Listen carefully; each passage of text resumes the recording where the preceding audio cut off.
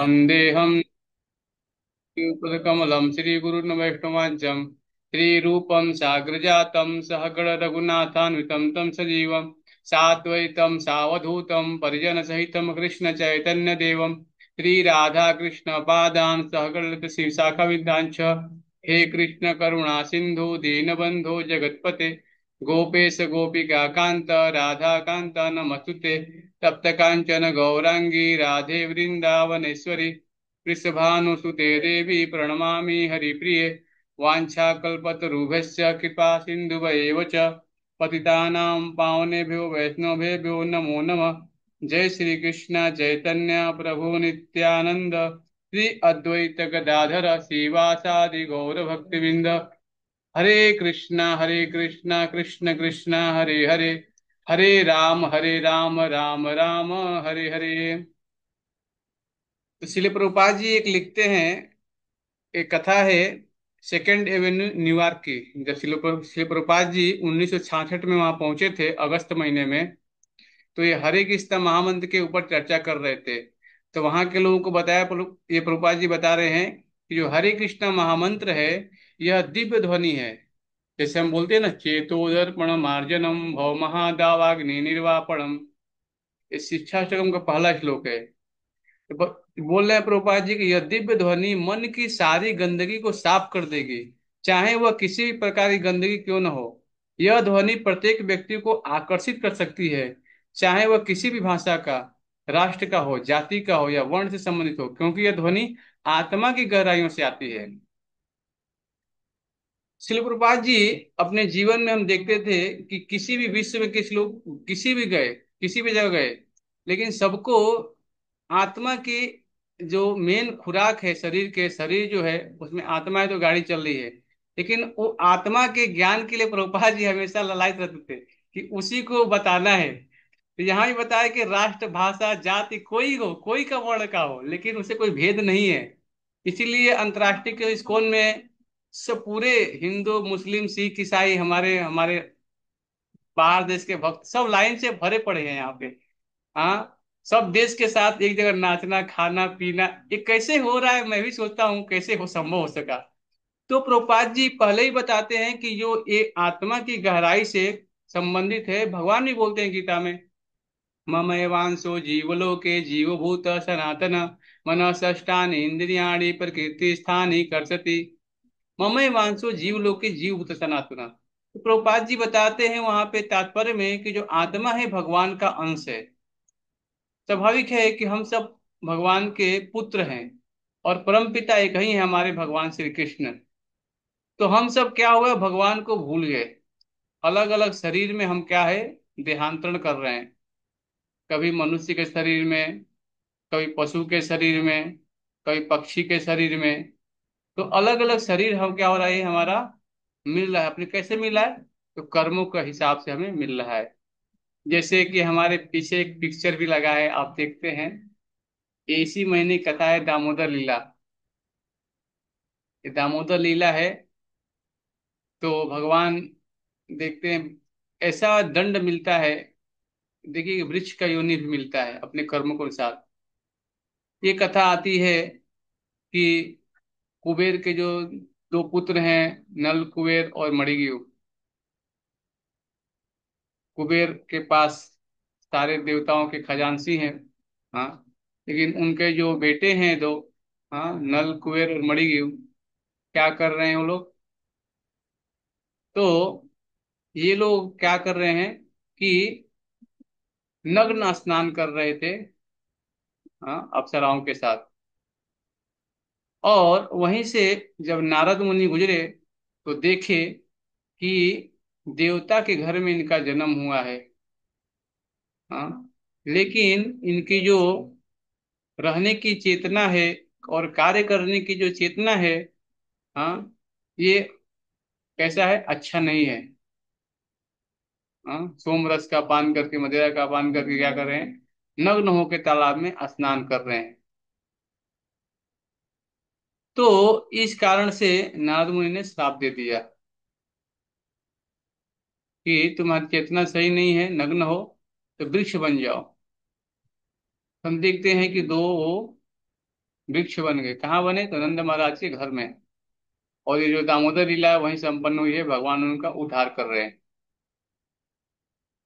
हम देखते हैं जो कर्म का फल है प्रत्येक व्यक्ति को भोगना ही पड़ता है, चाहे वो देवता हो, चाहे मनुष्य हो, चाहे कोई भी जाति का हो। हाँ? लेकिन अगर कोई भगवान की भक्ति करता है, भगवान का नाम लेता है, हाँ, चाहे किसी भी देश का हो, किसी भी राष्ट्र का हो, किसी भी जाति का हो, हाँ, तो उसका उद्धार हो जाएगा। हरे कृष्णा कृष्ण कृष्णा हरे हरे, हरे राम राम राम हरे हरे। इस महामंत्र की दिव्य ध्वनि के कीर्तन द्वारा हम अत्यंत सहजता पूर्वक अपनी कृष्ण भावना को जागृत कर सकते हैं। हम सब जीवात्मा मूल रूप से कृष्ण भावना भावित हैं, परंतु अनादिकाल से भौतिक जड़ पदार्थ का संग करने के कारण हमारी चेतना दूषित हो गई है। तो यहाँ पे बताया गया है कि हाँ, अंदर हमारे भगवान की जो भक्ति है, कृष्ण भावनामृत है, सबके अंदर है। नया चीज नहीं है ये।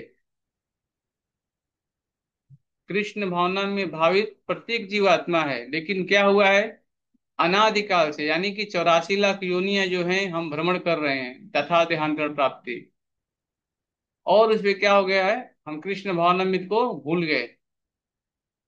और अभी मनुष्य शरीर मिला है किस लिए?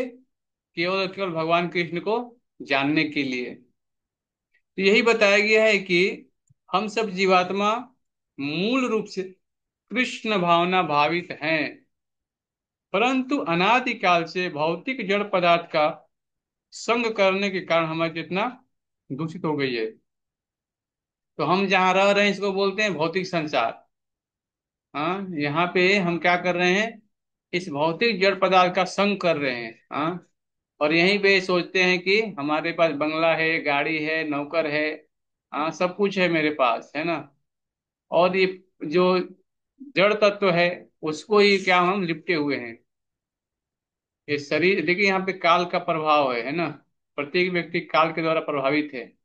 जैसे मान लीजिए कोई एक एप्पल ला के घर में रख दीजिए, आप सेब को रख दीजिए, 10 दिन छोड़ दीजिए, वो सड़ने लगेगा। मतलब काल का प्रभाव से वो क्या होगा, नष्ट होता जा रहा है।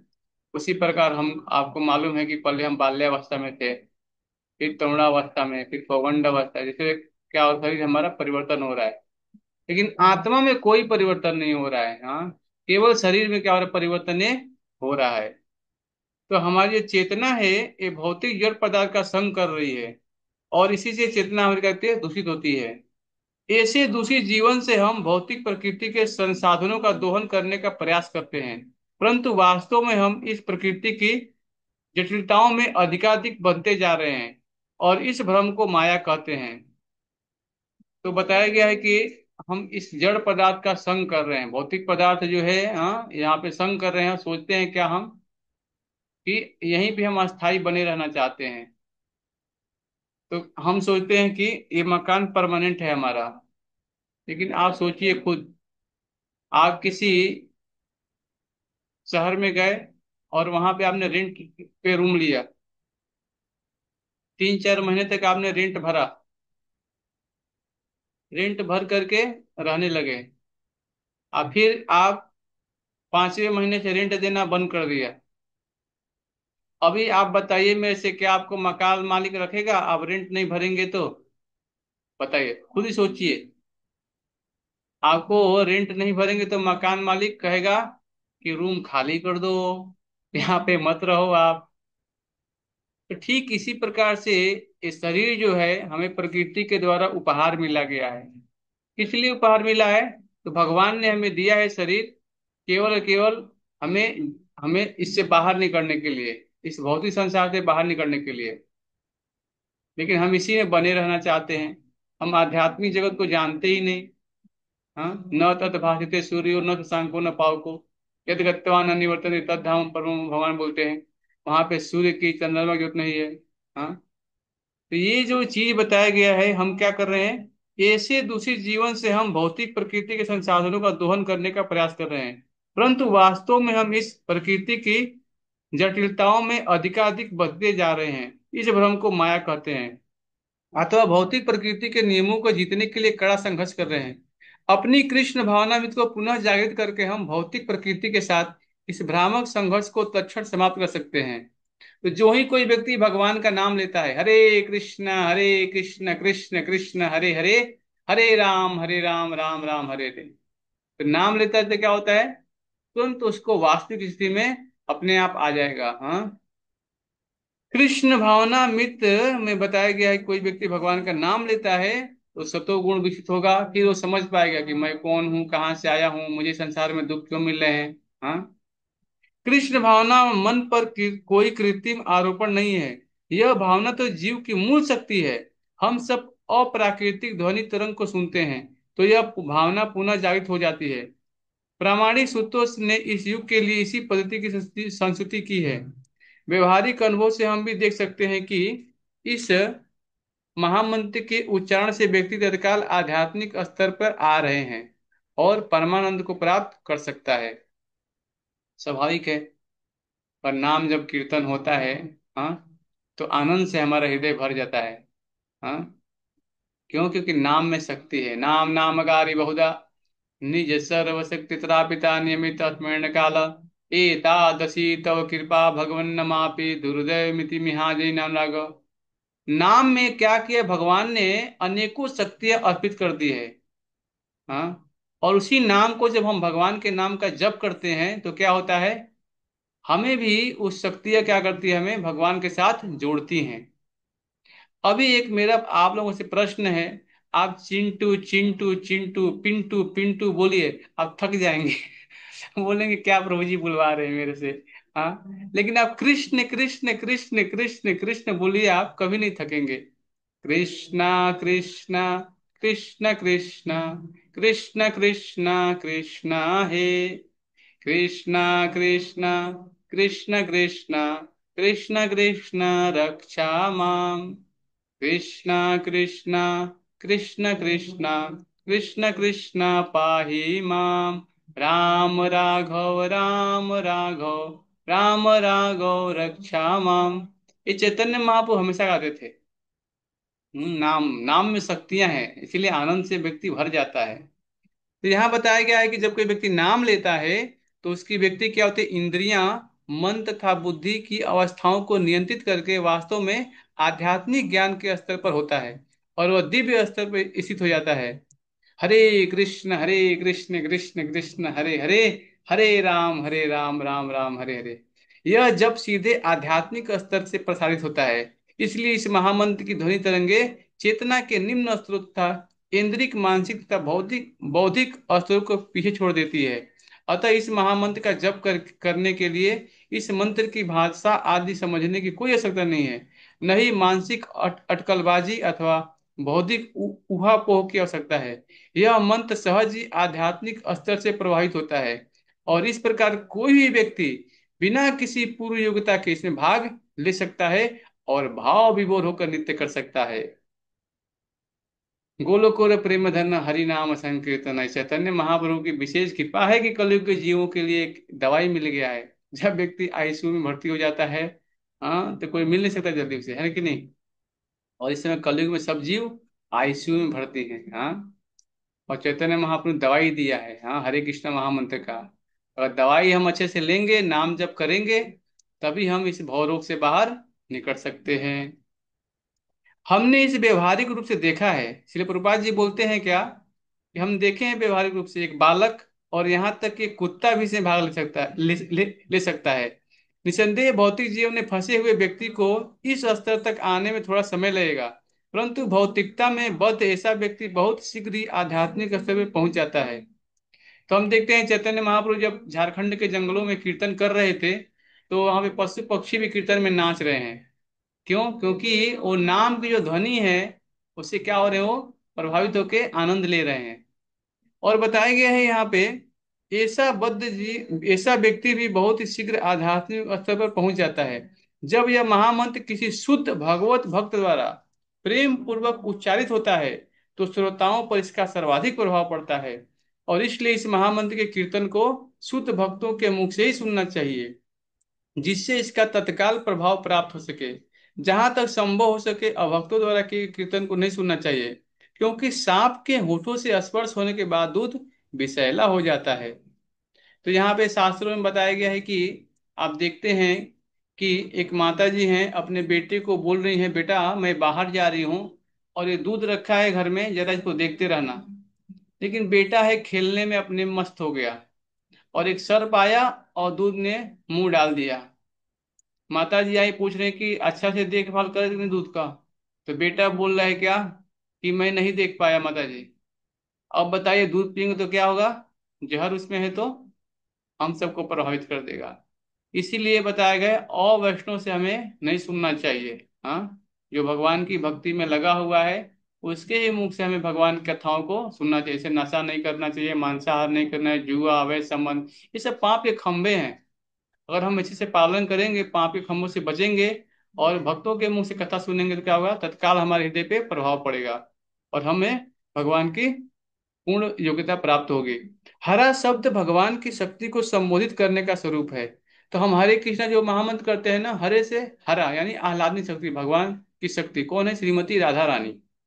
तो हरा शब्द भगवान की शक्ति को संबोधित करने का स्वरूप है, और कृष्ण एवं राम शब्द स्वयं भगवान को संबोधित करने का स्वरूप है।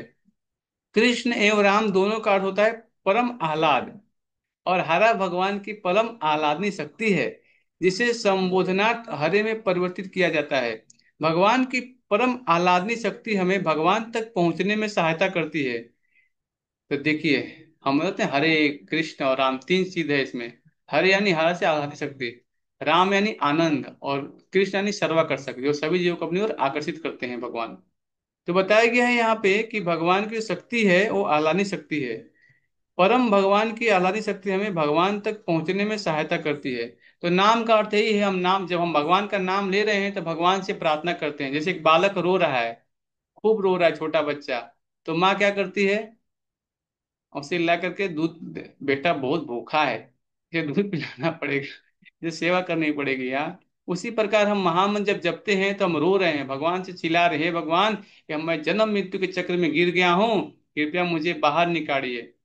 हाँ, ये भगवान की प्रार्थना है, हरे कृष्ण महामंत्र। माया नामक भौतिक शक्ति भी भगवान की बहुत शक्तियों में से एक है, और हम जीवात्माएं भगवान की तटस्थ शक्ति हैं। और जीवात्माएं भौतिक शक्ति से उत्तम माना जाती है। जब उत्तम शक्ति निम्न शक्ति का संस्पर्श करती है तो एक बेमेल परिस्थिति उत्पन्न होती है। किंतु जब हम उत्तर उत्तम तटस्थ शक्ति जीवात्मा हरा नामक उत्तम शक्ति के संपर्क में होती है, तो वह अपनी स्वाभाविक सुखद स्थिति में होती है। अब ये हमारे चीज के लिए बहुत महत्वपूर्ण है। हाँ, हम जहाँ रह रहे हैं ये भौतिक संसार है, और यहाँ भी भगवान की बहिरंगा शक्ति है, जो है दुर्गा देवी। माया नामक भौतिक शक्ति जो है भगवान की बहुत शक्तियों में से एक है, यहाँ बता रहे हैं प्रभुपाद जी। और हम सब जीवात्माएं हैं तो हमें भगवान की तटस्थता शक्ति हैं, यहाँ बताया गया है।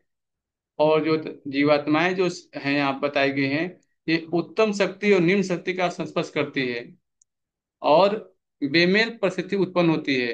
लेकिन जब हम भगवान की नाम जप करते हैं, भगवान का नाम गुण रूप लीला सुनते हैं, तो बताया गया है कि यहाँ पे, किंतु जब उत्तम शक्ति ठट्ठा शक्ति जीवात्मा हरा नामक उत्तम शक्ति के संपर्क में होती है, तो वो अपनी स्वाभाविक सुखद स्थिति में होती है। अभी हम भगवान के गुण रूप नाम लीला को सुन रहे हैं, भगवान की कथा सुन रहे हैं, तो क्या हो रहा है, ये आत्मा के लिए भोजन है। क्योंकि आत्मा जो है क्या होगा, शरीर में बध गया है। हाँ, और शरीर में बध के क्या हो रहा है, जन्म मृत्यु जरा व्याधि, चार समस्याएं जो है वो कष्ट पा रहा है शरीर के माध्यम से। तो हरे कृष्ण और राम ये तीन शब्द महामंत्र के दिव्य बीजाक्षर हैं। इनका जप या कीर्तन भगवान एवं उनकी अंतरंगा शक्ति हरा के प्रति बद्ध जीवात्मा को संरक्षण देने हेतु आध्यात्मिक पुकार है। यह पुकार बालक द्वारा अपनी माता के प्रति कातर भाव का रोदन के समान है। माँ यानी हरा यानी राधा रानी भक्त को परम पिता हरि अथवा श्री कृष्ण की कृष्ण प्राप्ति में सहायता करती है, और भगवान इस महामंत्र को गंभीरता पूर्वक उच्चारण करने वाले के प्रति स्वयं को प्रकट कर देते हैं। अतएव आत्म साक्षात्कार की अन्य कोई पद्धति इस युग में महामंत्र के जप और कीर्तन के समान प्रभावशाली नहीं है। हरे कृष्णा कृष्ण कृष्ण हरे हरे, हरे राम राम राम हरे हरे। तो प्रभुपाद जी ने लेक्चर दिया था हैपनिंग रिकॉर्ड एल्बम की व्याख्या में, बताया था न्यूयॉर्क में ये हुआ था, दिसंबर 1966 में प्रभुपाद जी ने दिया था। तो हमें भी चाहिए कि हम रोज भगवान के नाम का जप करें और अपने जीवन को सफल बनाएं। अभी कोई किसी का प्रश्न हो, पूछ सकते हैं, माइक ऑन करके पूछ सकते हैं।